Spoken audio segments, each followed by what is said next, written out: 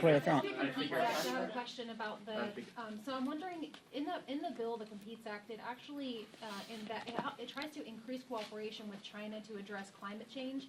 So I'm just wondering, how can you ensure that while increasing that cooperation, you can also be sure that the Chinese Communist Party is taking the sanctions in Xinjiang seriously and not try to get around those sanctions?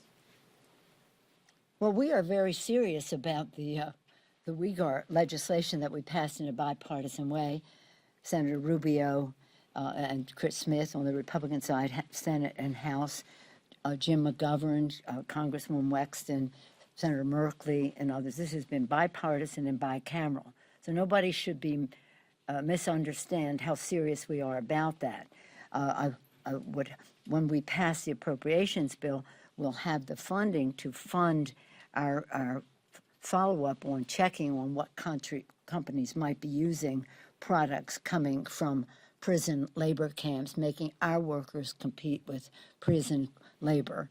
The Chinese, we certainly, I've taken second place to no one in this Congress in my criticism of China for over 30 years, since Tiananmen Square, when I first came to Congress. And I fought them every step of the way on trade issues, on human rights issues, and on proliferation of weaponry and delivery systems over the years. I also have worked with them on issues that relate to climate. I've been to China on that very subject, where we have seen what they have been doing. They deserve credit for many of the things they were doing in terms of climate, but they still remain a major emitter, as do we. And we all have to do better, but we have made our decisions. It's in their interest. It's in their interest because they have a pollution problem that is a health issue there, and that becomes a political issue as well as an economic issue. So again, we cannot say, because we hope you'll do something on climate, that we can ignore the fact that you're committing genocide of a population in your country. That's just not going to happen. And I said, and I'll close with this, and that is that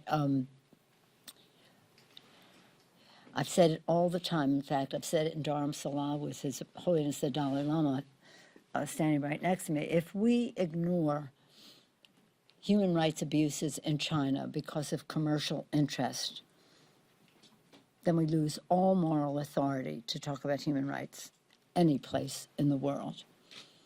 What does it profit a person or a country